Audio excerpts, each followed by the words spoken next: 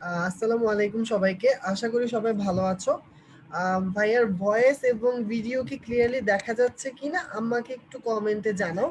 যদি ক্লিয়ারলি দেখা যায় আর শোনা যাচ্ছে তাহলে আমাকে একটু কমেন্টে ক্লিয়ারলি জানাও, তাহলে ভাইয়া ক্লাসটা শুরু করে দিব। আজকে আমরা হচ্ছে টিস্যু তন্ত্র চ্যাপ্টারটার সেকেন্ড পার্ট পড়বো। সেকেন্ড যে অংশটুকু আছে ততটুকু পড়বো। আর বিগত মানে লাস্ট পার্টে যদি কোনো সমস্যা থাকে তোমরা কমেন্ট বক্সে অবশ্যই জানাবা। ভাইয়া চেষ্টা করবো যতটা সম্ভব প্রত্যেকটা সমস্যা সলভ করে দেওয়ার। আর এখন ভাইয়াকে একটু কমেন্টে জানাও যে ভয়েসটা কি ক্লিয়ারলি শোনা যাচ্ছে কিনা আর ভিডিওটা কি দেখা যাচ্ছে কিনা, তাহলে আমি ক্লাস শুরু করে দিচ্ছি।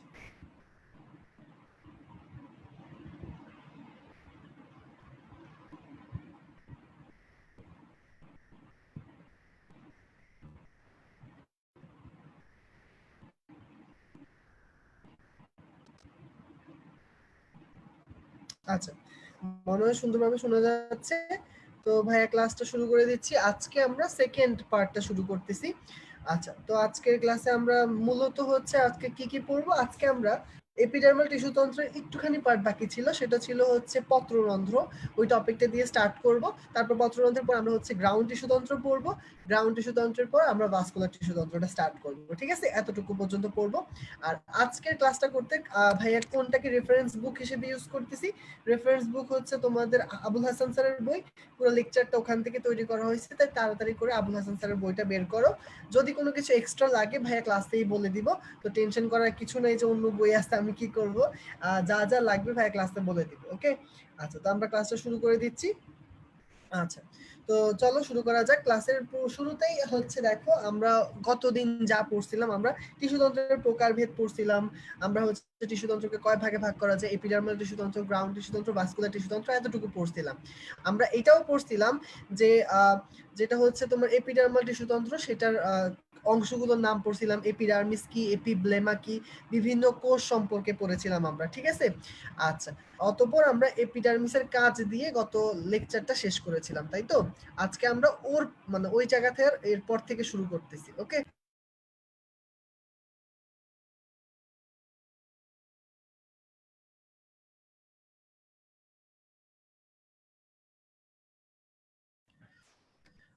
আচ্ছা, ওকে।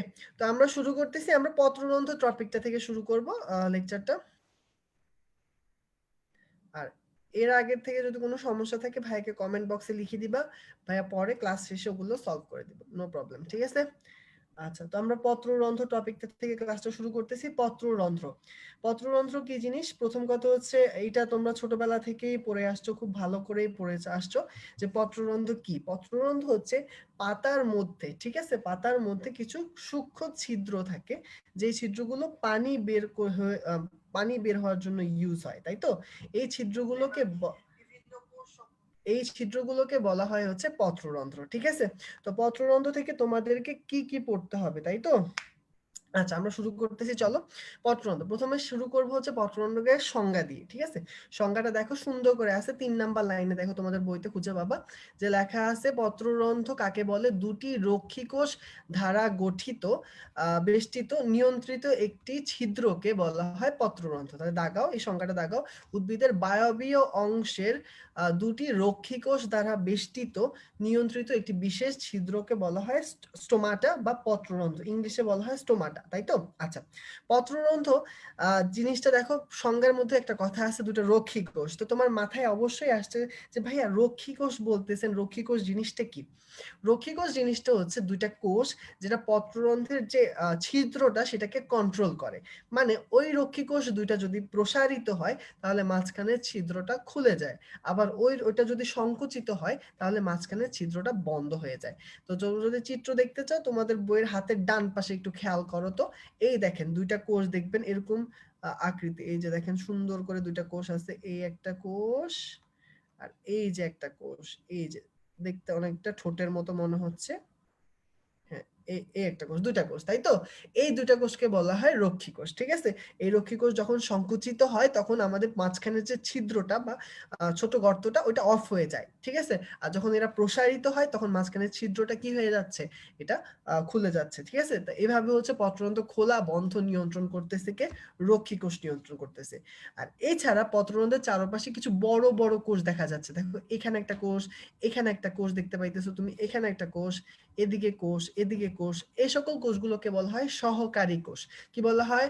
সহকারী কোষ। তাহলে পত্ররন্ধ্রের গঠনে কয় ধরনের কোষ আছে? দুই ধরনের কোষ। মেইন কোষ কোনটা? রক্ষী কোষ। রক্ষী কোষ কয়টা? দুইটা। এখন যেন মাথায় থাকে, রক্ষী কোষ কয়টা? দুইটা। আচ্ছা, রক্ষী কোষগুলো কি করে? রক্ষী কোষগুলো যদি স্ফীত হয় তখন পত্ররন্ধ্রের মাঝখানে ছিদ্রটা উন্মুক্ত হয়ে যায়, আর রক্ষী কোষগুলো যদি সংকুচিত হয় তখন মাঝখানে ছিদ্রটা বন্ধ হয়ে যায়। তার মানে রক্ষী কোষটাই মূলত এই বন্ধ হওয়া এবং খোলাটাকে নিয়ন্ত্রণ করতেছে। এখন যেটা জানতে হবে তোমাকে সেটা হচ্ছে রক্ষী কোষের ভিতরে কি থাকে। এটা তো তোমার অবশ্যই প্রশ্ন জাগা উচিত যে রক্ষী কোষের ভিতরে কি থাকে। মনে রাখবে একটা রক্ষী কোষের ভিতরে মূলত দুইটা জিনিস থাকে। কয়টা জিনিস? দুইটা। একটার নাম হচ্ছে নিউক্লিয়াস, একটার নাম হচ্ছে ক্লোরোপ্লাস্ট। কি কি? নিউক্লিয়াস আর ক্লোরোপ্লাস্ট। দেখো চিত্রের মধ্যে দেখলে বুঝতে পারবা। এই যে দেখো একটা ক্লোরোপ্লাস্ট, আর এই দেখো দেওয়া আছে নিউক্লিয়াস, ঠিক আছে? একটা রক্ষী কোষ দুইটা জিনিস দিয়ে গঠিত হয়, একটা হচ্ছে নিউক্লিয়াস আর একটা হচ্ছে ক্লোরোপ্লাস্ট, আর কি থাকে? ঘন সাইটোপ্লাজম থাকে। তাহলে এই লাইনটা দাগাও, উপরের লাইনে আছে দেখবা যে লেখা আছে রক্ষী কোষ একটি বড় নিউক্লিয়াস, বহু ক্লোরোপ্লাস্ট আর ঘন সাইটোপ্লাজম দিয়ে গঠিত, ঠিক আছে?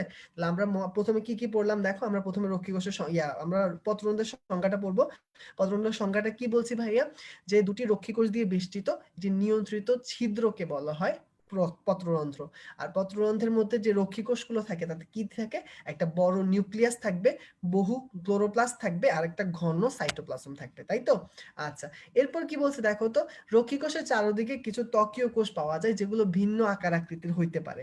এদের প্রত্যেকটা কোষকে বলা হয় সহকারী কোষ। আমরা জাস্ট নামগুলো শিখতেছি, এগুলো থেকে তো রিটেন আসবে না, জাস্ট নামগুলো পড়লেই হচ্ছে, ঠিক আছে?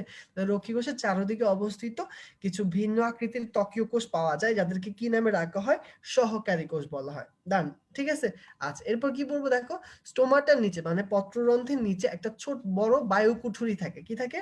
বায়ুকুঠুরি। এই বায়ুকুঠুরি কে বলা হয় সাব স্টোমাটাল বায়ুকুঠুরি। নামটা কিন্তু কঠিন কিছু না। মনে রাখবে যে সাব মানে নিচে, স্টোমাটা মানে পত্ররন্ধ্র, আর বায়ুকুঠুরি তো বায়ুকুঠুরি, তাই তো? নামটা কি খুব কঠিন কিছু হলো? একদম সহজ। তাহলে মনে রাখলাম কি?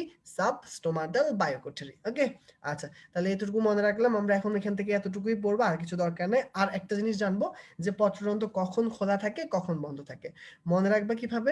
মনে রাখবা পত্ররন্ধ্র হচ্ছে মানুষের মতো কাজ করে। কিসের মতো কাজ করে? মানুষের মতো। মানুষ সাধারণত কি করে? ধরো অফিস আদালত সবকিছু কখন করে? দিনের বেলা করে, ঠিক আছে? তাহলে দিনের বেলা পত্ররন্ধ্র খোলা থাকে আর রাতের বেলা পত্ররন্ধ্র বন্ধ থাকে। রাতের বেলা পত্ররন্ধ্র ঘুমায়, ঠিক আছে? তাহলে মনে রাখবো কি? দিনের বেলায় পত্ররন্ধ্র খোলা থাকে আর রাতের বেলা পত্ররন্ধ্র বন্ধ থাকে, ঠিক আছে? ভাইয়া যেভাবে বলছি যে মানুষের মতো কাজ করে, এটা মনে রাখলে দেখবা যে তোমার আর প্যাচ লাগবে না। ওকে, আচ্ছা, এখন দেখো একটা মাত্র ব্যতিক্রম আছে যার নাম হচ্ছে পাথরকুচি। মনে রাখবা যে এটা উল্টা কাজ করে, ঠিক আছে? থাকে না যে সব মানুষই দিনের বেলায় জব করে, এখন একজন ব্যাংকের সিকিউরিটি গার্ড সে তো রাতে জব করে, তাই না? তো এরকমই পত্র মানে সকল উদ্ভিদ একরকম, শুধু একটা ব্যতিক্রম আছে, তার নাম হচ্ছে পাথরকুচি।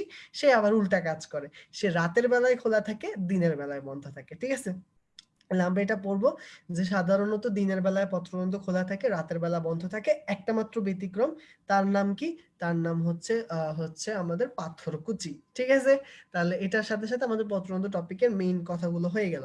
এখন যে টপিকটা পড়াবো এটা তোমাদের বইতে নাই, বুঝছো? তাই একটুখানি মনোযোগ দিবা ভাইয়াকে। এটা হচ্ছে তোমাদের সেকেন্ডারি যে বুকটা আছে সেই বইটাতে আছে, সেকেন্ড যে বুক যেটাকে আমরা বলি, তো ওই বইটাতে আছে। তো এই টপিকটা তোমাদের নাই, সেটা না হচ্ছে পাতায় পত্ররন্ধ্রের অবস্থান। তো ভাইয়া তোমাদের সুবিধার জন্য এটাকে ছক করে তোমাদের এই লেকচারে ইনক্লুড করে দিছি, যাতে তোমরা এটা দেখে দেখে এখনই পড়ে ফেলতে পারো। তোমাদের যাতে প্রশ্ন আসলে তোমরা না বলো যে আল্লাহ এটা কোথা থেকে আসছে, আমি তো এটা কোনোদিন দেখিই নেই বইয়ে, ঠিক আছে? তো দেখো ভাইয়া এখন মুখস্থ করাই দেবো, আমার সাথে সাথে মুখস্থ করবা। ওকে, আসো তাহলে প্রথমে আসি পত্ররন্ধ্রের অবস্থান জিনিসটা কি। তাহলে এটা পাতা। পাতা তো অবশ্যই দুইটা পৃষ্ঠ থাকে, এদিকে একটা পৃষ্ঠ থাকবে, এদিকে একটা পৃষ্ঠ থাকবে, তাই তো? দুইটা পৃষ্ঠ থাকবে। তো পাতা যেহেতু দুইটা পৃষ্ঠ থাকে, তাহলে এই দুইটা পৃষ্ঠ এখন পাতাকে এই দুইটা পৃষ্ঠের উপর ভিত্তি করে দুই ভাগে ভাগ করা যায়। এক ধরনের পাতা দেখবা যে এই পৃষ্ঠ আর এই পৃষ্ঠ একদম দেখতে হুবহু একই রকম। এই ধরনের পাতাকে বলা হয় সমদ্বিপৃষ্ঠ পাতা। কি বলা হয়? সমদ্বিপৃষ্ঠ পাতা। আচ্ছা, আবার কিছু উদ্ভিদ দেখবা যাদের পাতার এই পৃষ্ঠটা খড়খড়ে, মানে একটু উঁচু নিচু, আর আরেক পৃষ্ঠ দেখবে একদম স্মুথ। আচ্ছা, তাহলে ওই ধরনের পাতাকে বলা হয় বিষমপৃষ্ঠ পাতা। আচ্ছা ঠিক আছে, তাহলে বুঝতে পারলাম যে পাতার পৃষ্ঠ অনুযায়ী পাতাকে দুই ভাগে ভাগ করা যায়, সমান পৃষ্ঠ আর বিষম পৃষ্ঠ। আচ্ছা, তো সাধারণত বিষম পৃষ্ঠ যে পাতাগুলো, ঠিক আছে, তাদের কি হয়, তাদের নিচের ত্বকটাতে ভিতরে থাকে হচ্ছে পত্ররন্ধ্র, আর উপরের ত্বকে কোনো পত্ররন্ধ্র থাকে না। ঠিক আছে, তাহলে আমরা মনে রাখবো যে বিষম পৃষ্ঠ পাতা, যেটা সাধারণত দ্বিবীজপত্রী উদ্ভিদের সবচেয়ে বেশি পাওয়া যায়, সেটা, সেখানে কি হয়, সেটাতে পত্ররন্ধ্র কোথায় থাকবে? নিম্ন ত্বকে থাকবে। কোথায় থাকবে? নিম্ন ত্বকে। আচ্ছা, তাহলে বিষম পৃষ্ঠ পাতা নিম্ন ত্বকে। এখন তুমি বলো সমদ্বিপৃষ্ঠ পাতা, তার দুই পৃষ্ঠ দেখতে একই রকম। এখন যদি নিচের পৃষ্ঠে থাকে, উপরের পৃষ্ঠে বলবে না আরে আমাকে দিলি না কেন, উপরের পৃষ্ঠে যদি থাকে নিচের পৃষ্ঠে বলবে না আমাকে দিলি না কেন। তাহলে এই জন্য সমদ্বিপৃষ্ঠ পাতার উভয় ত্বকে তোমার পত্ররন্ধ্র থাকে। ঠিক আছে, তাহলে দেখো বিষমপৃষ্ঠ পাতার নিম্ন ত্বকে থাকে, আর সমদ্বিপৃষ্ঠ পাতার উভয় ত্বকে তোমার পত্ররন্ধ্র থাকে। ওকে, আচ্ছা ঠিক আছে, তাহলে এটা হয়ে গেল আমাদের। তাহলে প্রথম দুটো আমরা পারতেছি। এখন দেখো জলজ উদ্ভিদ। জলজ উদ্ভিদটা একটু মজা করে আমরা মনে রাখি। কিভাবে মজা করে মনে রাখবো? তুমি চিন্তা করো, একটা উদ্ভিদ সে পানিতে ভাসতেছে, ঠিক আছে, তার নিচে শুধু পানি আর পানি। এখন পত্ররন্ধ্র দিয়ে কি বের করে সে? পানিই তো বের করে দেয়। এখন পানির মধ্যে আবার পানি ছাড়বে, এটা কি কোনোদিন মনে হয়? মনে হয় না, তাই না? তাহলে পানির মধ্যে কখনো দেখছি উদ্ভিদের তলা থেকে বুদবুদ বুদবুদ বের হচ্ছে? এরকম তো হয় না। তার মানে সে যে পানিটা ছাড়বে, জলীয় বাষ্পটা ছাড়বে, সেটা কোথায় ছাড়বে? সে তো অবশ্যই বাতাসে ছাড়বে। তো বাতাসটা কোথায় আছে? উপরের দিকে আছে। এই জন্য জলজ উদ্ভিদের, ভাসমান যে উদ্ভিদ, তাদের উপরের ত্বকে থাকে। কোথায় থাকে? উপরের ত্বকে। তাহলে এখন পর্যন্ত কি কি পাইলাম? বিষম পৃষ্ঠ, নিম্ন ত্বকে, সমদ্বিপৃষ্ঠ, উভয় ত্বকে। জলজ উদ্ভিদ নিচে বুদবুদ করে না, উপর দিয়ে ছাড়ে, তার মানে উপরের ত্বকে। ওকে, ডান। আচ্ছা, এবার আসি একবীজপত্রী উদ্ভিদ। একবীজপত্রী উদ্ভিদের থাকে উপরি ত্বকে। একবীজপত্রী উদ্ভিদের পাতার মধ্যে থাকবে কোথায়? একবীজপত্রী উদ্ভিদের পাতার মধ্যে থাকবে উপরিত্বকে। আচ্ছা, এবার আসি কোনটা, দেখো লাস্টে দুইটার একটা হচ্ছে মরুজ ভাসমান উদ্ভিদ, আর একটা হচ্ছে নিমজ্জিত উদ্ভিদ। ঠিক আছে, মরুজ উদ্ভিদের ব্যাপারটা বোঝার চেষ্টা করো। যে মরুজ উদ্ভিদ, তার এমনি পানির অভাব, মরুভূমিতে কি পানি আছে? তো সে কি চাবে যে তার এমনি পানির অভাব, আবার পানি বাতাস হয়ে উড়ে যাক? তাহলে সে কি চাবে? পানিটাকে যতটা বাঁচায় রাখা যায়। তো এই জন্য মরুজ উদ্ভিদের যে সকল পত্ররন্ধ্র থাকে, সেগুলো থাকে লুকানো। সেগুলো কিভাবে থাকে? সেগুলো থাকে লুকানো। ঠিক আছে, লুকানো পত্ররন্ধ্র থাকে। আচ্ছা, আর লাস্টে আসি নিমজ্জিত উদ্ভিদ, পানির ভিতরে ডুবানো একটা উদ্ভিদ। তো ওর তো পত্ররন্ধ্রের দরকারই নেই, ওদের তো পানির ভিতরে এসে ডুবে আছে, আর সে কি পানি ছাড়বে? এই জন্য তাদের কোনো পত্ররন্ধ্র থাকে না। ওকে, তাহলে আমাদের এটার সাথে সাথে আমাদের পাতায় পত্ররন্ধ্রের অবস্থান সবগুলো পড়া হয়ে গেছে। এখন ভাইয়ার সাথে সাথে তোমরা একটু দেখো তো, কল করার চেষ্টা করো, দেখো যে হয়ে যাবে। ওকে, দেখো ভাইয়ের সাথে সাথে বলো। প্রথমে হচ্ছে বিষমপৃষ্ঠ পাতা, উপরের ত্বক নিচের ত্বক দেখতে দুই রকমের, এটাতে থাকে নিচের ত্বকে। আচ্ছা, সমদ্বিপৃষ্ঠ পাতা থাকে উভয় ত্বকে। জলজ উদ্ভিদ আর একবীজপত্রী উদ্ভিদ, এই দুটো একই রকম, এগুলাতে থাকে উপরের ত্বকে। আচ্ছা, মরুজ উদ্ভিদে থাকে লুকায়িত, ওদের তো পানি বাঁচায় রাখতে হবে, এই জন্য এরকম কিরকম ভাবে থাকে, ওদের থাকে লুকায়িত। আর নিমজ্জিত উদ্ভিদ, সে পানির মধ্যেই ডুবে থাকে, তার আর পানি বের করার কি দরকার, এই জন্য কোনো পত্ররন্ধ্র থাকে না। ঠিক আছে, তাহলে সাথে সাথে আমাদের পত্ররন্ধ্রের অবস্থানটা পড়া হয়ে গেল। ঠিক আছে, সবাইকে এই পর্যন্ত ক্লিয়ার হয়েছে কিনা ভাইয়াকে একটু কমেন্টে জানাও যে ভাইয়া বুঝতে পারছি বা মুখস্থ হয়েছে। তাহলে ভাইয়া নেক্সট টপিক পড়াচ্ছি।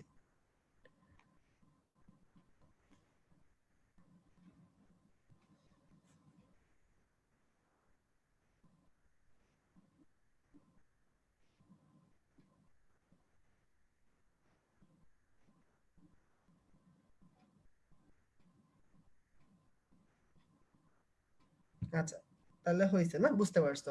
তাহলে ক্লিয়ার হইলে আমরা নেক্সট টপিকে যাচ্ছি। নেক্সট টপিকে আমরা যেটা পড়বো সেটা হচ্ছে পত্ররন্ধ্রের প্রকারভেদ। এটা কিন্তু ট্রিকি, জি এটা কিন্তু আগেই বলে রাখলাম যে এটা একটু ট্রিকি আছে।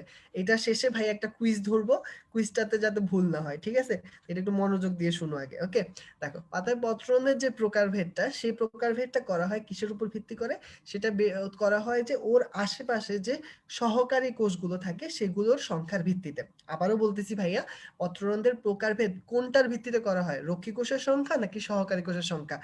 পরীক্ষায় আসে অহরহ, তোমরা অহরহ ভুল করে দাও। তোমরা ভাবো যে আরে পাতার পত্ররন্ধ্রের তো মেইন জিনিস হচ্ছে রক্ষী কোষ, তাহলে প্রকারভেদ অবশ্যই রক্ষী কোষ হবে। তোমরা এই চালাকি করে এটা ভুল করে ফেলাও। তো এটা কি দেখো, সাবসিডিয়ারি কোষের সংখ্যার উপর ভিত্তি করে বা অবস্থানের উপর ভিত্তি করে পত্ররন্ধ্রের প্রকারভেদ করা হয়। ঠিক আছে, তাহলে প্রথমে এই জিনিসটা দেখাও যে কিসের উপর ভিত্তি করে, সাবসিডিয়ারি বা সহকারী কোষের সংখ্যার ভিত্তিতে।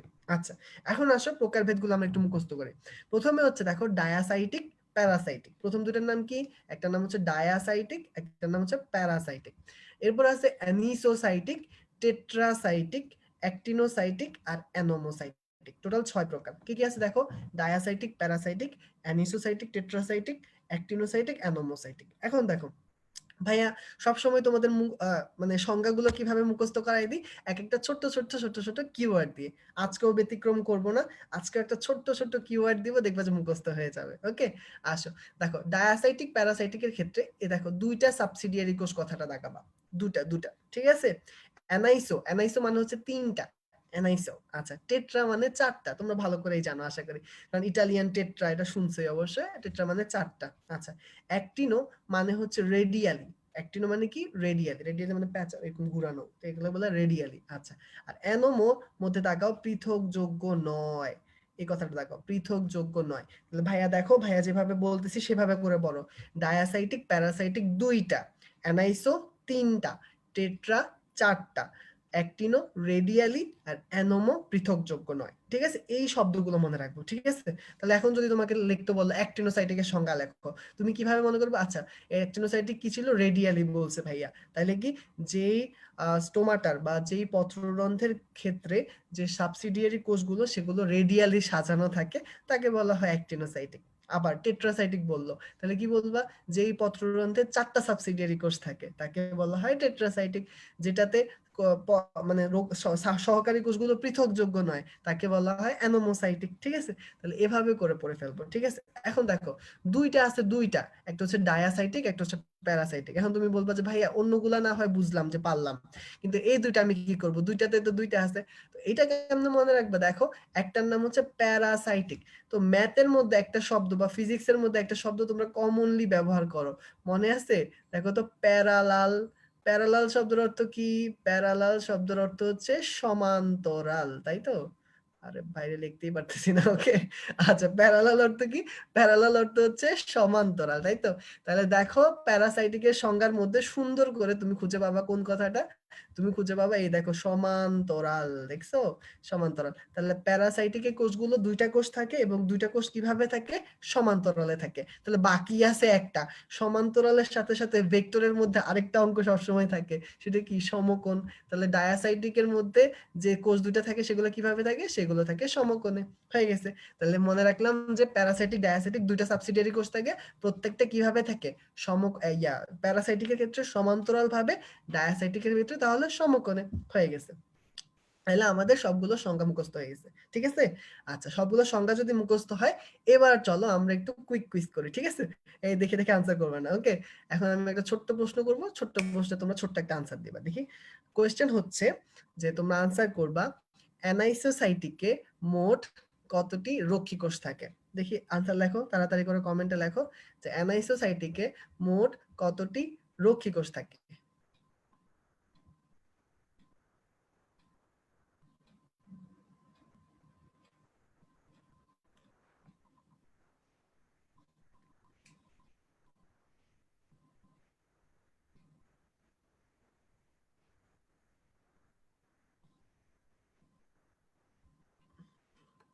আচ্ছা, এনআই সোসাইটিকে আনসার করছো তোমরা কতটা? প্রকৃতি, প্রাচুর্য ও আনসার করছে হচ্ছে তিনটা, ফাইজা আনসার করছে হচ্ছে তিনটা। আচ্ছা দেখো, ভাইয়া তোমাদেরকে কত সহজে বোকা বানাই দিলাম। ঠিক আছে, কেন দেখো তো, ভাইয়া কোয়েশ্চেনটা কি করছিলাম? ভাইয়া প্রশ্ন করছিলাম যে অ্যানাইসোসাইটিকে মোট কতটা রক্ষী কোষ থাকে। ভাইয়া কি অ্যান্সার করছি? রক্ষী কোষ, মানে কোয়েশ্চেন করছি রক্ষী কোষ। আর পত্ররন্ধ্রের প্রকারভেদ করা হয় কিসের উপর ভিত্তি করে? সহকারী কোষ। ঠিক আছে, তাহলে এখানে যে সংখ্যাগুলো পড়তেছিলাম এতক্ষণ, এতক্ষণ আমরা কিসের সংখ্যা পড়তেছিলাম? এতক্ষণ আমরা আসলে আমরা পড়তেছিলাম সহকারী কোষের সংখ্যা, ওদের সহকারী কোষ থাকে 3টা, রক্ষী কোষ সবারই থাকে 2টা, রক্ষী কোষ ইজ অলওয়েজ 2টা, ঠিক আছে? পরীক্ষার খাতায় এই ভুলটা, এই কোশ্চেনটা আসলে সবচেয়ে বেশি ভুল তোমরাই করো, যে কি করে হলো, তোমরা ভাবো যে আরে অ্যানাইসোসাইটিক মানে 3টা, তোমরা দেখোই না যে বলছে কি রক্ষী কোষ চাইছে নাকি সহকারী কোষ চাইছে। সহকারী কোষ চাইলে কি হবে 3টা, আর যদি বলতো যে রক্ষী কোষ, রক্ষী কোষ অলওয়েজ 2টা, রক্ষী কোষ অলওয়েজ কয়টা? 2টা, নেভার চেঞ্জ রক্ষী কোষ, ঠিক আছে? রক্ষী কোষ সবসময় 2টাই থাকে, সহকারী কোষের সংখ্যা চেঞ্জ হয়। ওকে, আচ্ছা, সবাই কি এবার বুঝতে পারছি? যাক ভাইয়া তোমাদের একটা ভুল ধরাই দিলাম, মাইন্ড করিও না, জাস্ট এটা একটু বোকা বানাইলাম, কারণ কোয়েশ্চেনও তোমাদেরকে এভাবে বোকা বানায় দেয়। নেক্সট টাইম তোমরা আশা করি এই বোকাটা হবে না। ওকে, আচ্ছা, তাহলে অ্যানাইসোসাইটিকে 3টা সাবসিডিয়ারি কোষ থাকে, কিন্তু রক্ষী কোষ থাকে 2টা। ওকে, তাহলে এটা আমরা পারবো। আমরা নেক্সট চলে যাচ্ছি। দেখো নেক্সট টপিক যেটা পড়বো সেটা হচ্ছে পানিপত্ররন্ধ্র, বা যেটাকে ইংলিশে বলা হয় হাইডাথোট, ঠিক আছে? হাইডাথোট, হাইডাথোটে আসি। হাইডাথোট থেকে কি পড়তে হবে? দেখো হাইডাথোট থেকে যেটা পড়তে হবে সেটা হচ্ছে আগে প্রথমে হাইডাথোটের এক্সাম্পলটা জানতে হবে। আচ্ছা, আগে আমি বুঝি যে পত্ররন্ধ্র আর পানিপত্ররন্ধ্রের মধ্যে পার্থক্যটা কি। পার্থক্যটা হচ্ছে, দেখো পানিপত্ররন্ধ্র আর পত্ররন্ধ্রের মধ্যে পত্ররন্ধ্র যে জিনিসটা, সেটা পানিটাকে জলীয় বাষ্প আকারে বের করে দেয়। কি আকারে? জলীয় বাষ্প আকারে, নট পানি আকারে, ঠিক আছে? আর পানিপত্ররন্ধ্র পানিটাকে একদম পানির মতো ফোটায় ফোটায় বের করে দেয়, ঠিক আছে? তাহলে মেইন পার্থক্য বুঝছি, ওটা জলীয় বাষ্প আকারে বের করে, বাতাসের মতো করে বের করে, আর ওইটা কিভাবে বের করে? পানিপত্ররন্ধ্র পানি আকারে বের করে। ওকে, আচ্ছা ঠিক আছে। এবার আমরা প্রথমে যে জিনিসটা পড়বো সেটা হচ্ছে পানিপত্ররন্ধ্রের এক্সাম্পলটা পড়বো, তাই তো? এক্সাম্পল কি কি আছে দেখো। এক্সাম্পল হচ্ছে, গতকালকে ভাইয়া দেখো না বুলির এক্সাম্পলে কি বলছিলাম, বুলিফর্ম কোষ হচ্ছে ভাইয়া অভাগা। তো এখন তোমাদের বাড়িতে তোমাদের জন্য বিয়ের প্রস্তাব কে নিয়ে আসে? তোমাদের বাড়িতে তোমাদের জন্য বিয়ের প্রস্তাব নিয়ে আসে এক লোক, তার নাম হচ্ছে ঘটক। কি নাম? ঘটক। তাহলে পানিপত্ররন্ধ্রের উদাহরণ আমরা মনে রাখবো ঘটককে দিয়ে। কি দিয়ে মনে রাখবো? ঘটক। ঘটক কি কি দেখো, ঘ ট ক। ঘ দিয়ে হচ্ছে ঘাস, ট দিয়ে হচ্ছে টমাটো, আর ক দিয়ে হচ্ছে কচু, তাই তো? ঘাস, টমেটো, কচু। পানিপত্ররন্ধ্রের এক্সাম্পল কি? ঘটক। ঘটক দিয়ে কি? ঘাস, টমেটো আর কচু। আচ্ছা, তাহলে আমরা মনে রাখবো যে পানিপত্ররন্ধ্র কোন কোন উদ্ভিদে পাওয়া যায়? ঘটকের মধ্যে পাওয়া যায়, ঠিক আছে?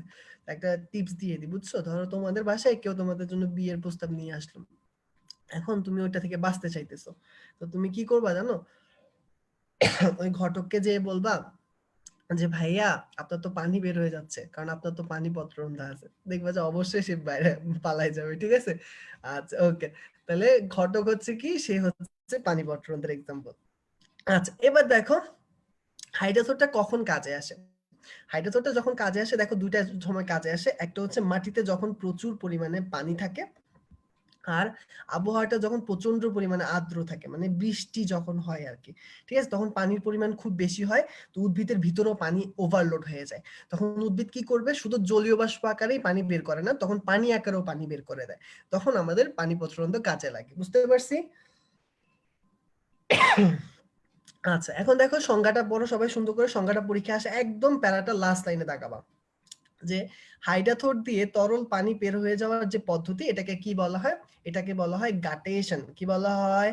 গাটেশন। তাহলে এটা পড়বো যে হাইড্রাথোর দিয়ে তরল পানি বের হয়ে যাওয়ার পদ্ধতিকে কি বলা হয়? গাটেশন বলা হয়।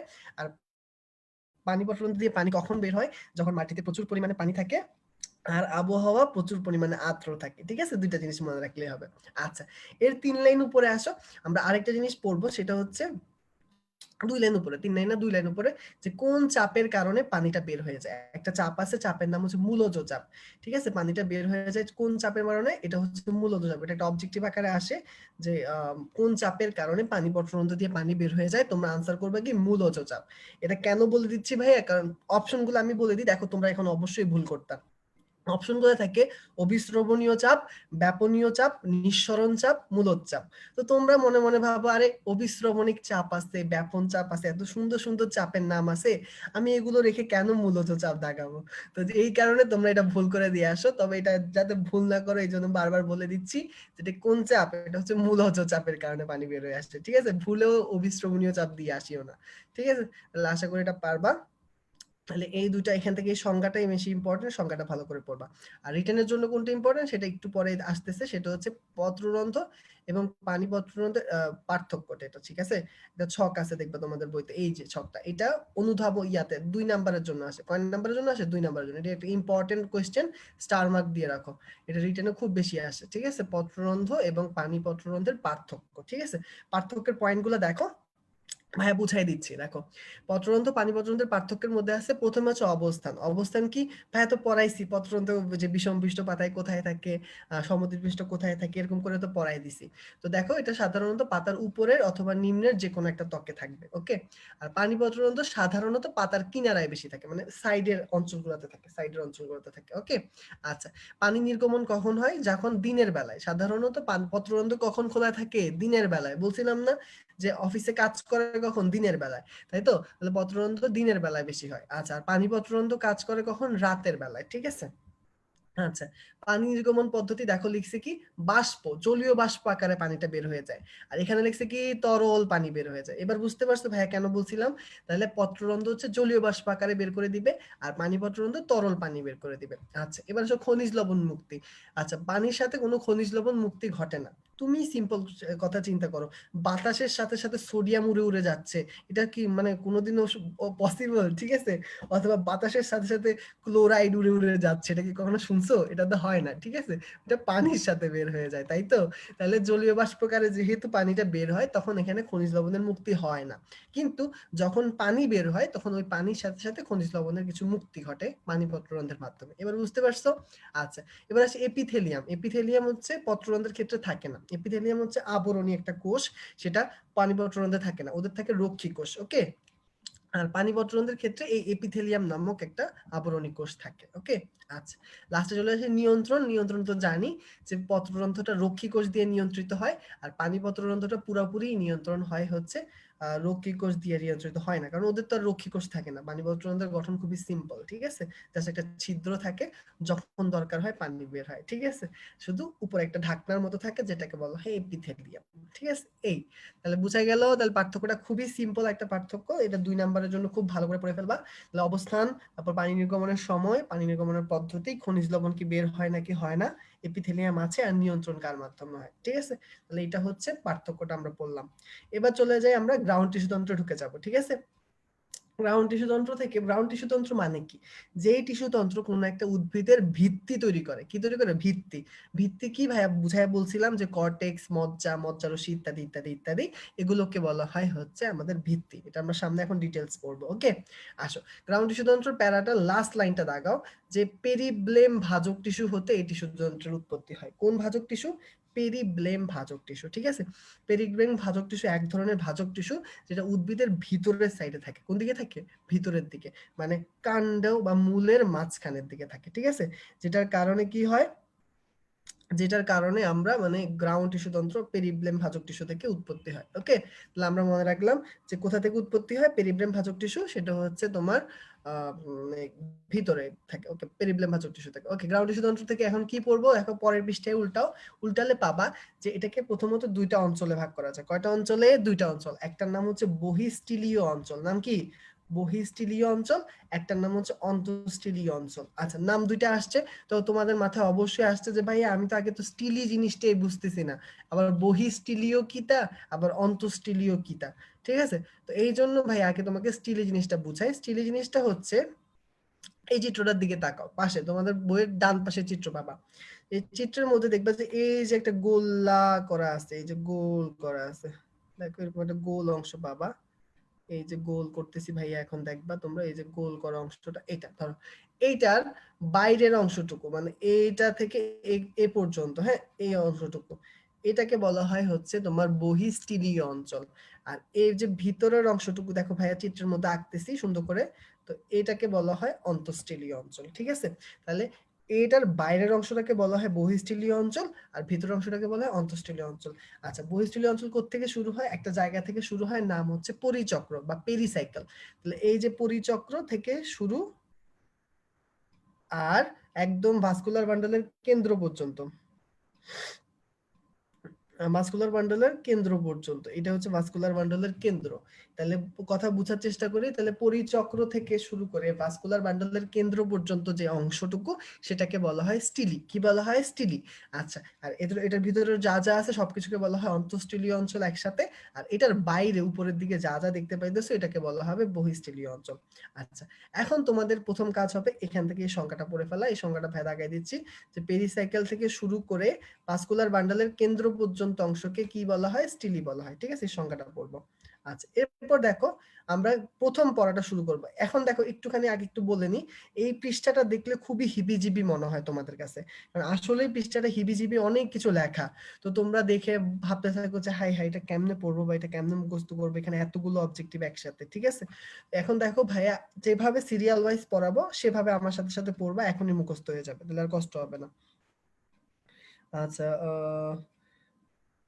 আচ্ছা এরপর চলে যাই। চলো দেখো বহিঃস্থলীয় অঞ্চলের মধ্যে 3টা অংশ আছে। আমরা আগে অংশের নাম মুখস্থ করব। অংশের নাম মুখস্থ করার পর আমরা ভিতরেটা পড়বো। ঠিক আছে, তাহলে প্রথমে বহিঃস্থলীয় অঞ্চলের অংশ 3টার নাম আমার সাথে সাথে মুখস্থ করো। 1 নাম্বার হচ্ছে অধোত্বক, 2 নাম্বার হচ্ছে কর্টেক্স, 3 নাম্বার হচ্ছে অন্তত্বক। তাহলে প্রথম 3টার নাম মনে রাখো, অধোত্বক, কর্টেক্স আর অন্তত্বক। তাহলে বহিঃস্থলীয় অঞ্চলের অংশ কয়টা? 3টা। বলো সবাই, সবাই একসাথে বলো, অধোত্বক, কর্টেক্স আর অন্তত্বক। ইংলিশ ওয়ার্ড গুলো প্লিজ একটু পড়তে হবে। ঠিক আছে, এবারের মেডিকেল অ্যাডমিশনের কোয়েশ্চেন তোমরা অবশ্যই দেখছো, তোমরা খেয়াল করছো যে ইংলিশের মানে নামগুলো দিয়ে খুব পেঁচাইছে, যার কারণে অনেক ভালো ভালো স্টুডেন্ট যেহেতু ওরা ইংলিশ ওয়ার্ড পড়ে নাই, অনেক কোয়েশ্চেনই বুঝে উঠতে পারে নাই।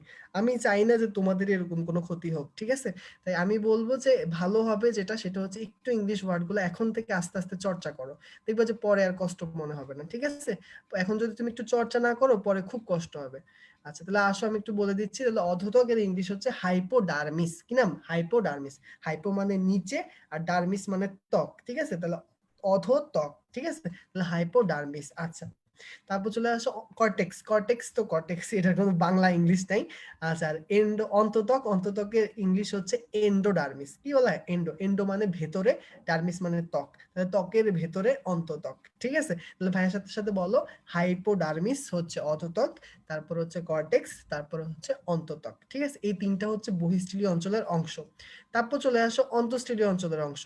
অন্তঃস্থলীয় অঞ্চলের অংশ হচ্ছে 3টা। অন্তঃস্থলীয় অঞ্চলের অংশগুলোর নাম কি কি আছে দেখো, 3টা নাম আমরা আগে একটু দেখিনি। একটার নাম হচ্ছে পেরিসাইকেল। ঠিক আছে, নাম কি? পেরিসাইকেল। একটার নাম হচ্ছে মজ্জা, আর একটার নাম হচ্ছে মজ্জা রশ্মি। কি নাম? মজ্জা রশ্মি। তাহলে 3টা নাম একসাথে বলো সবাই।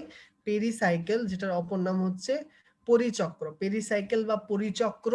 মজ্জা, যেটাকে ইংলিশে বলা হয় মেডুলা, আর মজ্জা রশ্মি বা মেডুলারি রে। ঠিক আছে, তাহলে ইংলিশ গুলো আমরা একটু শিখে চলো।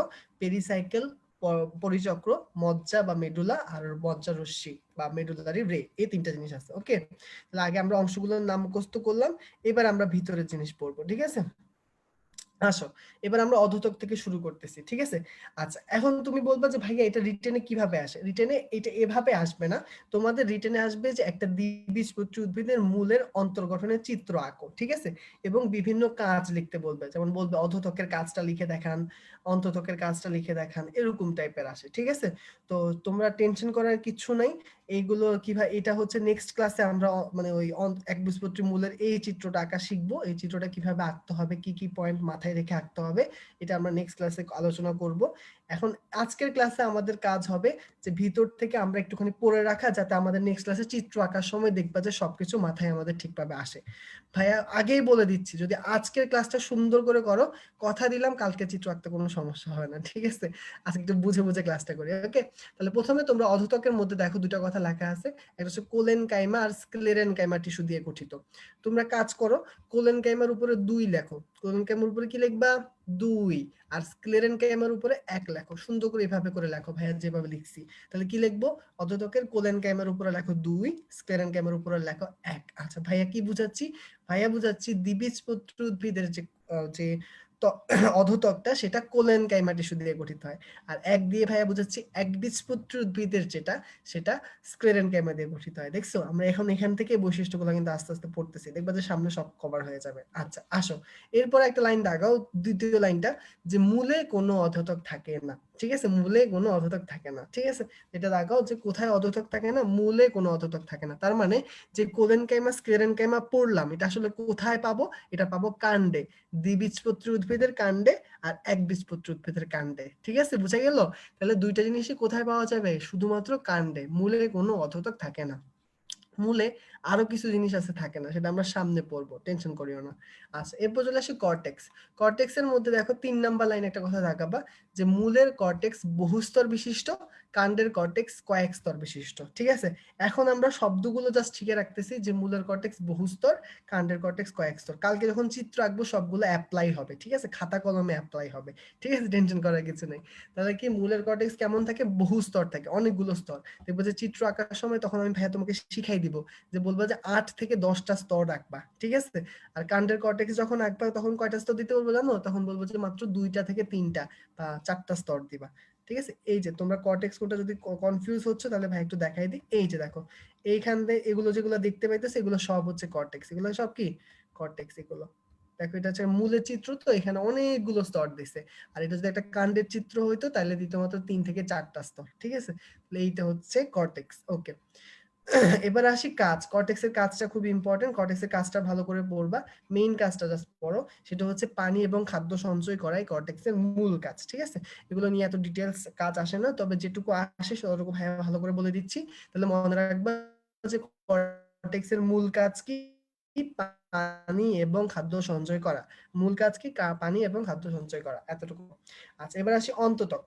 অন্ততক থেকে প্রথমে যেটা পড়বা যে কোথায় কোথায় অন্ততক পাওয়া যায়, কোথায় পাওয়া যায় না। অর্ধতকের ক্ষেত্রে পড়ছিলাম না যে অর্ধতক শুধু কাণ্ডে পাওয়া যায়, মূলে পাওয়া যায় না। তেমনি অন্ততক শুধুমাত্র মূলে পাওয়া যায় আর দ্বিবীজপত্রী উদ্ভিদের কাণ্ডে পাওয়া যায়। কোথায় কোথায় পাওয়া যায়? মূলে আর দ্বিবীজপত্রী উদ্ভিদের কাণ্ডে পাওয়া যায়। এখন দেখি সবাই আমাকে আনসার করেন তো, তাহলে অন্ততক কোথায় পাওয়া যায় না? মূল আর দ্বিবীজপত্রী উদ্ভিদের কাণ্ড যদি আমি বাদ দেই তাহলে কি থাকে বলো তো? দেখি সবাই আনসার করো তো। অন্তত কোথায় পাওয়া যাবে না? এটা পরীক্ষায় আসছে, মেডিকেল অ্যাডমিশনের কোয়েশ্চেন। এই বছরের না, কয়েক বছর আগে।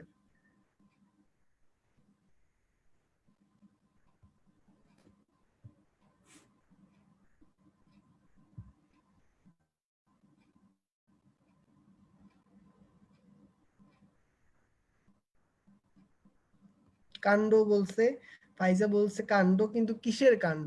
দ্বিবীজপত্রী উদ্ভিদের কাণ্ডে তো পাওয়া যায়। তাহলে এটা বাদ দিলে আর কোন কাণ্ড থাকে দেখি, আনসার করো তো।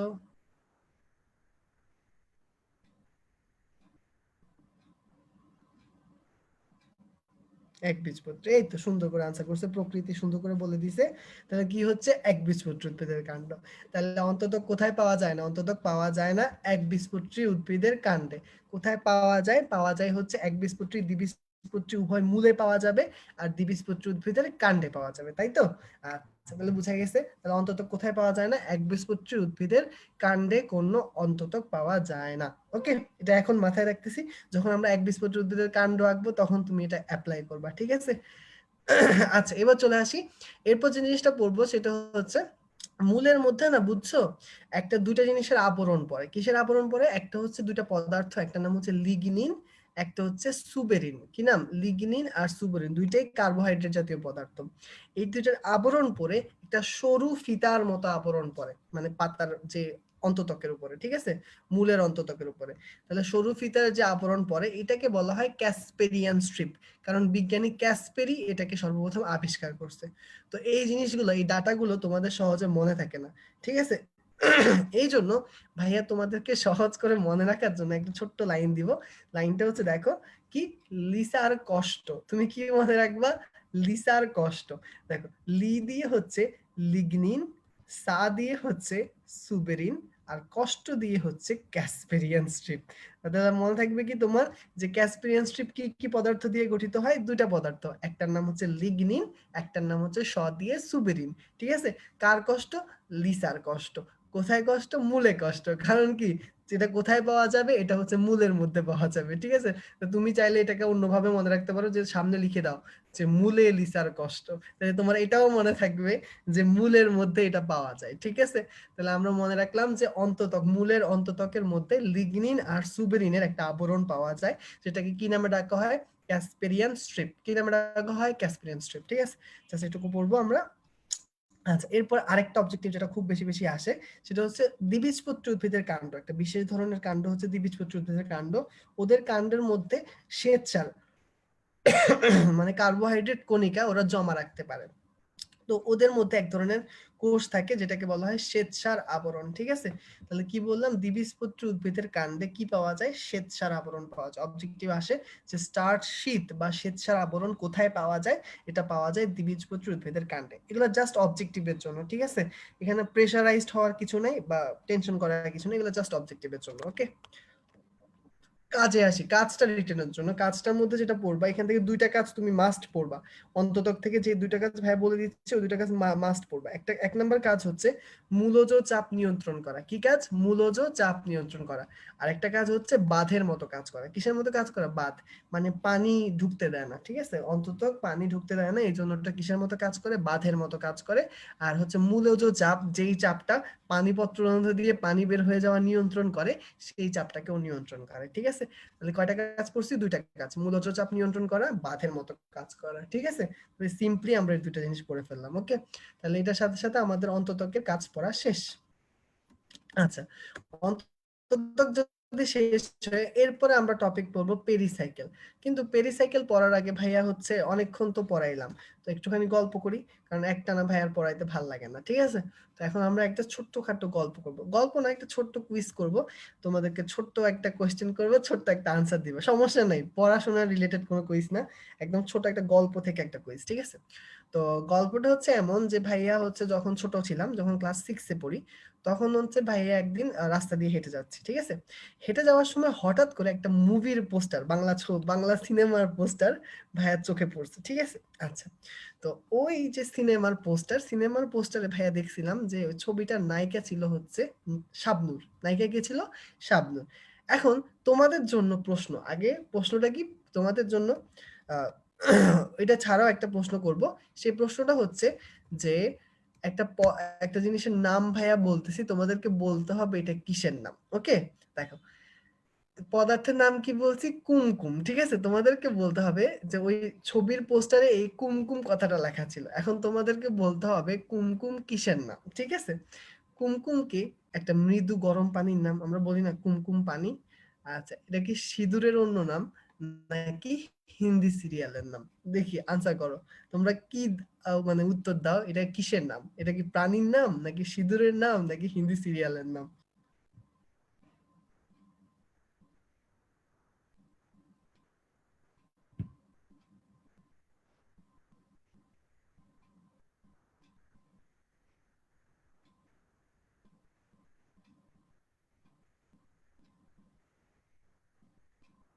আচ্ছা, দুই আনসার করছে একজন, প্রকৃতি আনসার করছে দুই, মানে সিঁদুরের অন্য নাম। ঠিক আছে?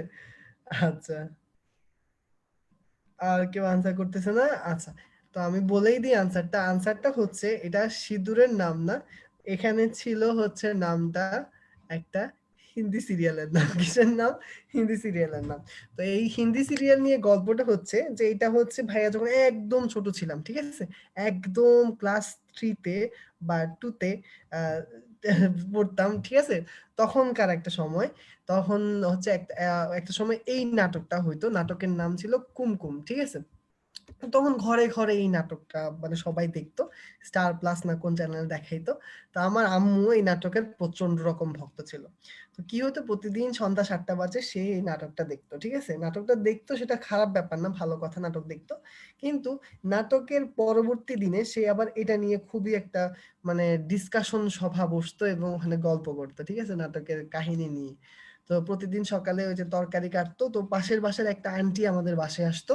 আসার পরে এই দুইজনে মিলে এই নাটক নিয়ে গল্প করতো। তো ভাইয়া ছোট মানুষ ছিলাম, মাঝে মধ্যে বা পাশে বসলে একটু গল্প টল্প শুনতাম যে কি বলতেছে। ঠিক আছে? তো একদিন ওনারা নাটকের এরকম একটা গল্প বলতেছে, যে নাটকের গল্পটা কেমন বলতেছে, যে এই লোকটা মানে হাজবেন্ড হচ্ছে এই লোকটা ঠিক আছে, এই লোকটার একদিন হচ্ছে কি হইতেছে, মানে নাটকের মধ্যে এই লোকটার বিয়ে হয়ে যাচ্ছে। ঠিক আছে? আচ্ছা, তো এই লোকটার বিয়ে হয়েছে, আমি বললাম ভালো কথা, বিয়ে হয়ে যাচ্ছে, সমস্যা নাই তো, আচ্ছা বিয়ে হইতেই পারে। ঠিক আছে? কিন্তু পরবর্তীতে আমি শুনতে পারলাম যে এই লোকটা হচ্ছে এনার হাজবেন্ড। ঠিক আছে? তো ওনার হাজবেন্ড, ওনার বিয়ে হয়ে যাচ্ছে। আর দুঃখের ব্যাপার হচ্ছে, মানে দুঃখের ব্যাপার বা মজার ব্যাপার হচ্ছে, এ মানে এই কুমকুম নামক লোকটা মানে মহিলাটা ওকে মানে ওনার হাজবেন্ডকে ধরে নিজে বিয়ে দিয়ে দিচ্ছে অ্যাজ এ ত্যাগ স্বরূপ, ঠিক আছে? তো এই গল্প শুনে ভাইয়া তো প্রচন্ড শক খেয়ে গেছিলাম। ভাইয়া তো ভাবলাম যে হাই হাই এটা কেমন কথা যে স্ত্রী ধরে স্বামীকে আবার বিয়ে দিয়ে দিচ্ছে। তো ভাইয়া তো ছোট মানুষ ছিলাম, ভাইয়া ভাবলাম যে হাই হাই আমাকে যদি বড় হলে ধরে বিয়ে করাই দেয় তাহলে আমি কি করব, ঠিক আছে? তো এই কুমকুমের গল্প মানে এই নাটকের গল্প খুবই উদ্ভট গল্প ছিল। এই গল্পগুলো শুনে ভাইয়া প্রচুর কি খাইছিলাম, ভাইয়া প্রচুর শক খাইছিলাম। কি খাইছিলাম? শক। তো আমরা এই নাটকের গল্প থেকে আমাদের পড়াশোনাতে একটুখানি একটা হেল্প নেব, কি নেব? একটুখানি চুরি করব। আমরা একটা লাইন মনে রাখবো, আমরা মনে রাখবো যে কুমকুম দেখিয়া ভাইয়া কি করছিল? বহুবার শক খেয়েছিল, তাই তো? তাহলে আমি মনে রাখবো কি? কুমকুম দেখিয়া আমি বহু শক খেয়েছি। কি মনে রাখবো বলো?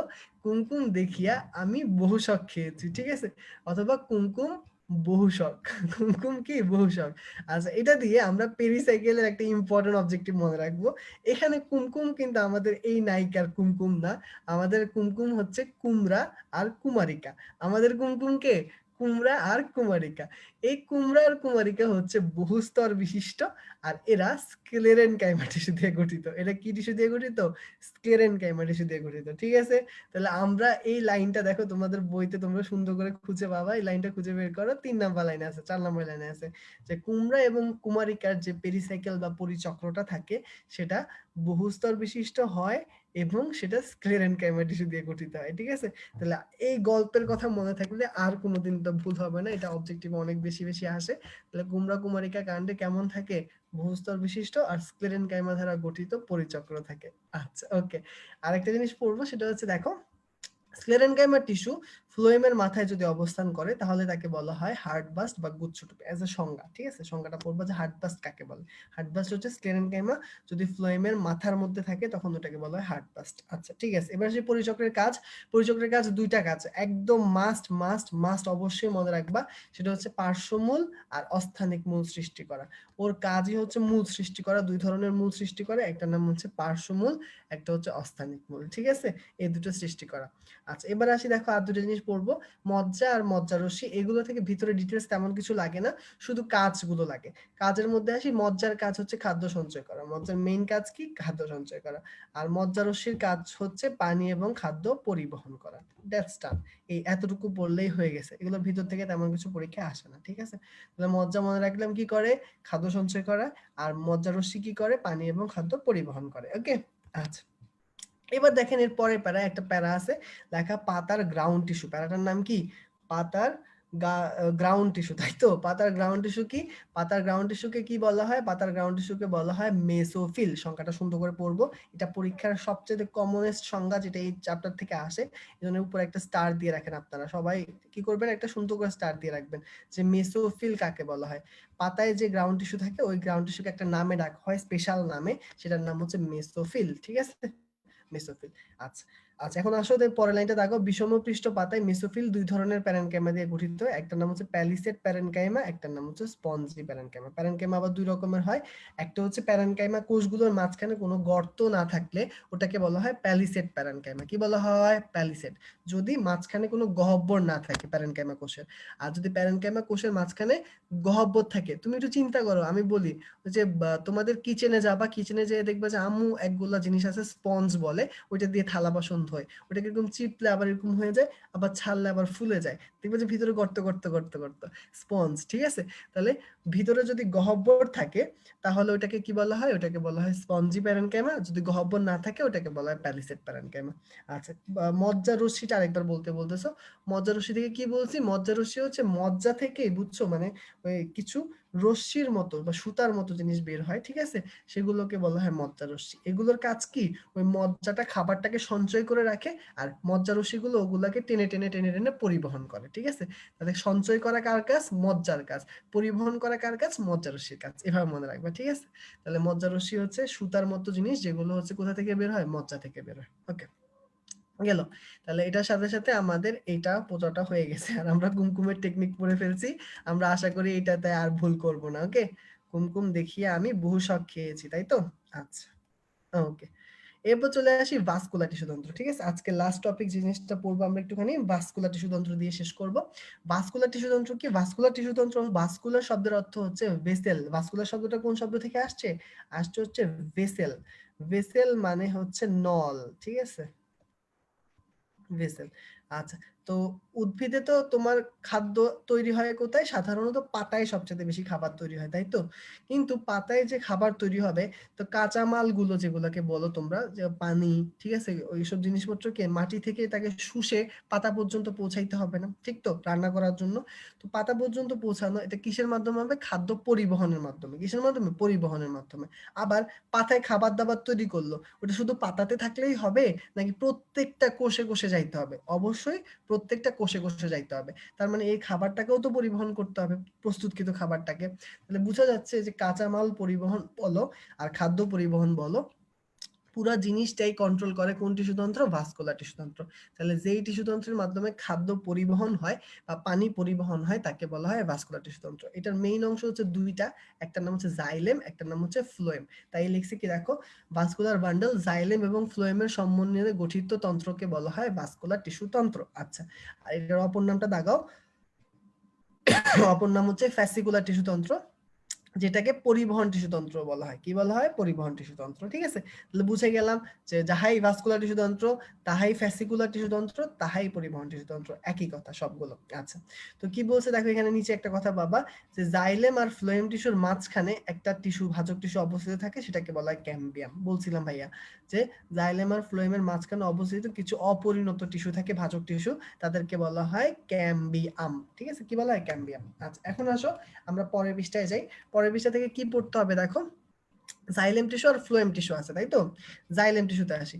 প্রথমে এই পৃষ্ঠা থেকে দেখো অনেকগুলো জিনিস দাগানো, তো তোমরা দেখে ভাবো যে ভাই আবারও তো আমি হতাশ হয়ে গেলাম, কেমনে এগুলো এত কিছু পড়বো, এগুলো তো মাথায় থাকে না। তো ভাই একদম ইজি করে দিচ্ছি, একদম ইজি করে দিব, কিন্তু কথা হচ্ছে যে ইজি করে পড়ে ফেলতে হবে। ওকে, আসো। প্রথমে দেখো উপরের দুইটা লাইন আছে, এই দুইটা লাইনের গুরুত্ব যখন কালকে চিত্র আঁকবা তখন বুঝবা, আপাতত জাস্ট একটু বোকার মতো মুখস্থ করে ফেলো, কালকে যখন চিত্র আঁকবো তখন দেখবা যে ভাইয়া বুঝাই দিব। কি লিখছে দেখো, উদ্ভিদের মূলে আর দ্বিবীজপত্রী উদ্ভিদের কাণ্ডে, ঠিক আছে, এই দুই জায়গায় হচ্ছে ভাস্কুলার বান্ডল থাকে বৃত্তাকারে। কেমন থাকে? বৃত্তাকারে। আর একবীজপত্রী উদ্ভিদের কাণ্ডে থাকে বিক্ষিপ্ত ভাবে। ঠিক আছে, তো দুটো জিনিস মনে রাখবো। দেখো একটা জিনিস আমরা একটু কানেকশন করতে পারো কিনা দেখো তো, অন্তত্বক যখন পড়ছিলা মনে আছে? অন্তত্বকের মধ্যে লেখা ছিল যে মূলে আর দ্বিবীজপত্রী উদ্ভিদের কাণ্ডের মধ্যে অন্তত্বক থাকে, আর একবীজপত্রী উদ্ভিদের কাণ্ডের মধ্যে অন্তত্বক থাকে না, তাই তো? তার মানে অলওয়েজ মনে রাখবা যে সবচাইতে ভেজাইল্লা লোক হচ্ছে একবীজপত্রী উদ্ভিদের কাণ্ড। এর মতো ভেজাইল্লা দুনিয়াতে নাই। সে, তার মধ্যে অন্ততক নাই, সে আবার এখানে বিক্ষিপ্ত ভাবে এলোমেলো ভাবে থাকে। ঠিক আছে, আচ্ছা, আর সবচেয়ে ভালোকে এই উদ্ভিদ মূল আর দ্বিবীজপত্রী উদ্ভিদের কাণ্ড, ওরা বৃত্তাকারে সাজানো থাকে। ওকে, সামনে যে এটা আমরা চিত্র যখন আঁকবো তখন অ্যাপ্লাই হবে, টেনশন করিও না। আচ্ছা, এখন আসি আমরা জাইলেম আর ফ্লোয়েমটা পড়ি আগে। জাইলেম থেকে কি পড়বো দেখো, জাইলেমের প্রথমে চারটা অংশের নাম পড়বো, নামগুলো আগে পড়ো। নামগুলো কি দেখো, tracheid, vessel, xylem fibre, xylem parenchyma. বলো কি কি নাম? চারটা নাম, tracheid, vessel, xylem fibre, xylem parenchyma. ফ্লোয়েমের চারটা অংশের নাম একটুখানি পড়ো, সিবনল, সঙ্গী কোষ, ফ্লোয়েম ফাইবার, ফ্লোয়েম প্যারেনকাইমা। আচ্ছা দেখো, তাহলে কি আসে? Tracheid, vessel, xylem fibre, xylem parenchyma, আর সিবনল, সঙ্গী কোষ, ফ্লোয়েম ফাইবার, ফ্লোয়েম প্যারেনকাইমা। আগে অংশগুলোর নাম মুখস্থ করলাম। আচ্ছা, ভেসেলের একটা অপর নাম আছে দেখো, কি লেখা আছে? ট্রাকিয়া। মজার কথা হচ্ছে জানো, ভাইয়া একবার কোয়েশ্চেন করছি তোমাদেরকে, তো কোয়েশ্চেনের মধ্যে না ভাইয়া ভেসেল লিখে দিইনি, ভাইয়া লিখে দিছি যে ট্রাকিয়া। তো ট্রাকিয়া দেখে এক ছেলে হঠাৎ করে পরীক্ষা টরীক্ষা দিয়ে আসছে, এসে বলতেছে যে ভাইয়া ট্রাকিয়া তো শুনছিলাম যে গলায় থাকে, আমি তো গলার মধ্যে পড়ছিলাম ট্রাকিয়া, শ্বাসনালী, এটা আবার এখানে আইলো কেমনে? ঠিক আছে, তো তোমরা অনেকে খেয়ালই করো না যে ভেসেলের অপর নাম হচ্ছে ট্রাকিয়া, সেটা গলায় থাকে না, সেটা এখানেও থাকে। ওকে, তাহলে ভেসেলের জায়গায় ভাইয়া যদি ট্রাকিয়া দেই, আশা করি তোমাদের মধ্যে কেউ এই কোয়েশ্চেন করবে না যে ট্রাকিয়া তো গলায় থাকে, এটা এখানে আইলো কেমনে। আচ্ছা, ওকে, তাহলে জাইলেম টিস্যু চারটা অংশ, ট্রাকিড, ভেসেল অথবা ট্রাকিয়া, অথবা জাইলেম ফাইবার, জাইলেম প্যারেনকাইমা, অংশগুলো পড়ছো। এবার কোথায় কোথায় জাইলেম আর ফ্লোয়েম পাওয়া যায় এটা পড়তে হবে। জাইলেম ফ্লোয়েম দুইটা জায়গায় থাকে, মানে জাইলেমের মধ্যে যে ভেসেলটা, ঠিক আছে, ভেসেল যে কোষটা মানে ট্রাকিয়াটা, সেটা ফার্নবর্গীয় আর নগ্নবীজী উদ্ভিদে পাওয়া যায় না। ঠিক আছে, তাহলে এটা দাগাও যে ফার্নবর্গীয় আর নগ্নবীজী উদ্ভিদে ভেসেল থাকে না। আর এটার সাথে মিল রেখে দেখো ফ্লোয়েমের মধ্যে আছে, যে ফ্লোয়েমের মধ্যে পাবা যে এই যে নগ্নবীজী উদ্ভিদের ফ্লোয়েম টিস্যুতে সঙ্গী কোষ থাকে না। তাহলে নগ্নবীজী উদ্ভিদের এদিক দিয়ে তাদের ভেসেল থাকে না, আর ওদিক দিয়ে তাদের সঙ্গী কোষ থাকে না। তাদের সব জায়গাতেই একটা ভেজাল, ঠিক আছে? ওখানে একটা জিনিস থাকে না আর এখানে একটা জিনিস থাকে না। তাহলে মনে রাখলাম। আর ফার্নবর্গীয় উদ্ভিদও ভেসেল থাকে না। তাহলে মনে রাখবা কি, ফার্নবর্গীয় নগ্নবীজী উদ্ভিদে ভেসেল থাকে না, আর ওখানে কি নগ্নবীজী উদ্ভিদে ফ্লোয়েম টিস্যুতে কোনো সঙ্গী কোষ থাকে না। ওকে। আচ্ছা, এখন একটা ব্যতিক্রম আছে নগ্নবীজীর মধ্যে, সেটা হচ্ছে নেটাম। নাম কি? নেটাম। জিনেটাম না কিন্তু, ঠিক আছে? উচ্চারণ করতে গিয়ে তোমরা অনেক সময় জিনেটাম উচ্চারণ করো, জিনেটাম না, এটা নেটাম। ওই জিটা উচ্চারণ হয় না, উজ্জ থাকে, ঠিক আছে? এই নেটামে সরল প্রকৃতির ভেসেল পাওয়া যায়। ওকে। ঠিক আছে, এতটুকু বললাম। আর দেখো, আর ফ্লোয়েম থেকে কি পড়বা? দেখো, ফ্লোয়েম থেকে পড়বা যে সেকেন্ডারি ফ্লোয়েমে অবস্থিত যে ফাইবার তাকে বলা হয় বাস্ট ফাইবার। আর এটা ছোটবেলায় পড়ছো যে বাস্ট ফাইবারের একটা এক্সাম্পল আছে, নাম হচ্ছে পাটেরাস। কি নাম? পাটেরাস। এটা পরীক্ষা খুব বেশি বেশি আসে, যে নিচের কোনটি বাস্ট ফাইবার, ঠিক আছে? পাটেরাসকে বলা হয় বাস্ট ফাইবার। আচ্ছা, তাহলে এই পর্যন্ত গেল। এখন দেখো একটা প্যারা বাকি আছে, এই প্যারাটা। তো এই প্যারাটা ভাইয়া এখন পড়াবো, তবে এই প্যারাটা ভাই এখান থেকে পড়াবো না, কারণ এখান থেকে পড়তে গেলে তোমাদের দাঁত টাত ভেঙে দাঁত গুঁড়া গুঁড়া হয়ে যাবে। এখান থেকে খুব কঠিন করে লিখছে, ঠিক আছে? তাই ভাইয়া সোজা করার জন্য, তোমাদের প্যাচ যাতে না লাগে, এই জন্য সুন্দর করে একটা ছক করে দিছি তোমাদেরকে, যাতে তোমাদের এখন মুখস্থ হয়ে যায়। ওকে। আচ্ছা, ভাইয়া এখন ছকটা বুঝাচ্ছি, ভাইয়াকে একটু 5টা মিনিট একটু মনোযোগ দিতে হবে।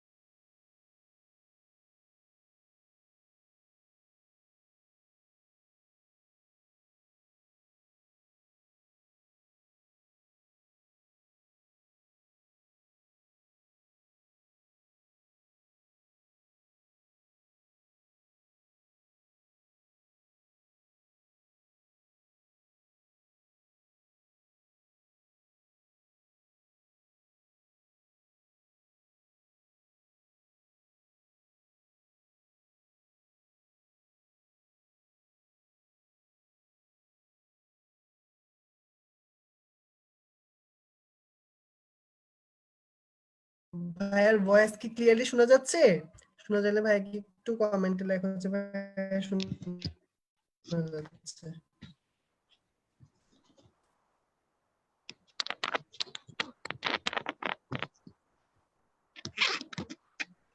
হ্যাঁ, শোনা যাচ্ছে। ওকে, তাহলে শোনা গেলে আমি ওখান থেকে কন্টিনিউ করতেছি। ওকে। আচ্ছা, আমরা কি বলা হবে, কি ছোট সাইজের জাইলেমকে বলা হবে প্রোটোজাইলেম, আর বড় সাইজের বা মোটা সাইজের জাইলেমকে বলা হবে মেটাজাইলেম, ঠিক আছে? তাহলে প্রোটোজাইলেম আর মেটাজাইলেম বললাম। আচ্ছা, এখন দেখো, প্রোটোজাইলেম আর মেটাজাইলেমের মধ্যে আমরা সবসময় প্রোটোজাইলেমের অবস্থানটা মুখস্থ রাখবো। কোনটার অবস্থান? প্রোটোজাইলেম। আমরা মেটাজাইলেম দিয়ে মুখস্থ রাখবো না। জাস্ট আপাতত এতটুকু মনে রাখো। উদ্ভিদকে 3 ভাগে ভাগ করা যায়। কয় ভাগে? একটা হচ্ছে মেজার্ক, মানে উদ্ভিদের অংশগুলোকে 3 ভাগে ভাগ করা যায়। এক্সার্ক, ইন্ডার্ক, মেজার্ক। এখন দেখো, ভাইয়া যেভাবে শিখাবো ওভাবে শিখবা। প্রথমে আসো 3টা শব্দ শিখো। 3টা শব্দ হচ্ছে, একটা শব্দ হচ্ছে এক্সো, একটা শব্দ হচ্ছে এন্ডো, আর লাস্টের শব্দ হচ্ছে মেজো। লাস্টের শব্দ কি? মেজো। ধরো ভাইয়া তো কিবোর্ড দিয়ে লিখতে হচ্ছে, তো এই জন্য একটু ইয়ে হচ্ছে। মেজো।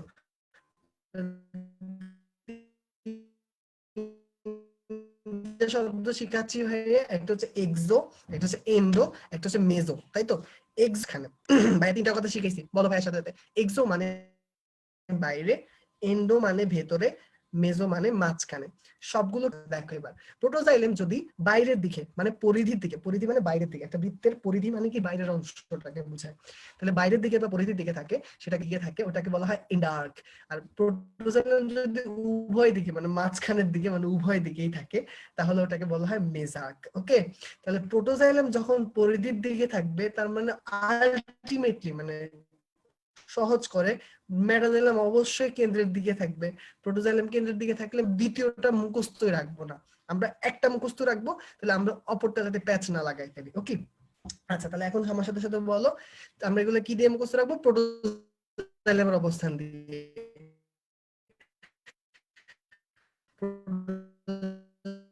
প্রোটোজাইলামের অবস্থানের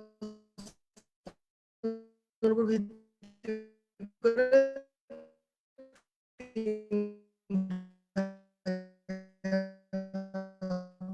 করা যায় এক্সার্ক, এন্ডার্ক, মেজার্ক। এক্সার্ক কি? যদি প্রোটোজাইলাম পরিধির দিকে থাকে। এন্ডার্ক কি? প্রোটোজাইলাম কেন্দ্রের দিকে থাকে। মেজার্ক কি? উভয় দিকে থাকে, মাঝখানে থাকে। ঠিক আছে, তাহলে কি বলবো? মেজার্ক। আচ্ছা, এটা হয়ে গেছে। আর মেটাজাইলাম অপোজিট দিকে থাকবে, পারবো। আচ্ছা এবার আসি কি কোনটার এক্সাম আছে?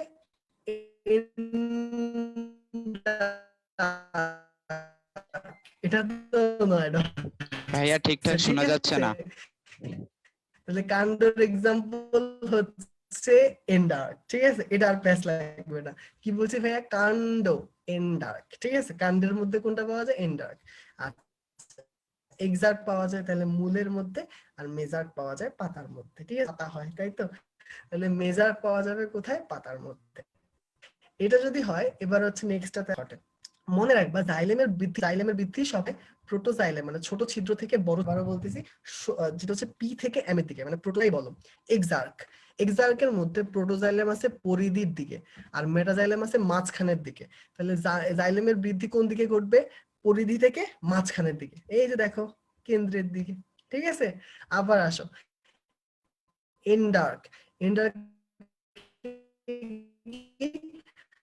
প্রোটোজাইলেম থেকে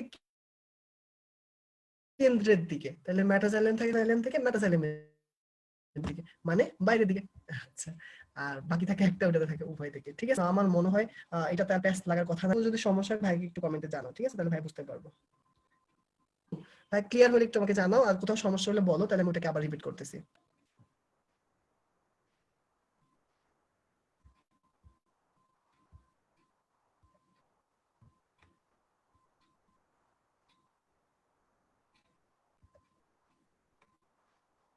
বুঝতে যায় নাই ভাইয়ের সাউন্ডের কারণে কি শোনা যায় নাই নাকি শোনা গেছে? ভাইয়া ঠিকঠাক ভাবে শোনা যাচ্ছে না।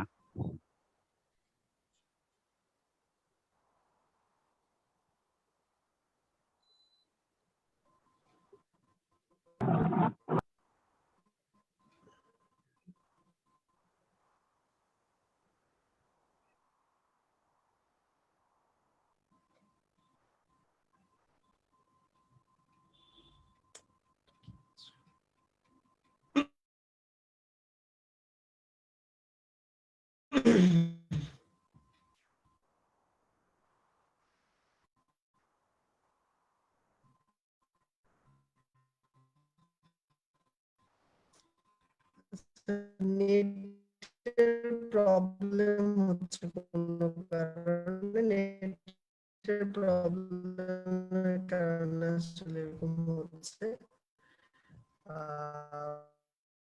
উম,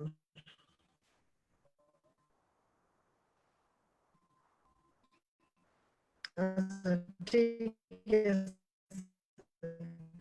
তাহলে আমরা এতটুকু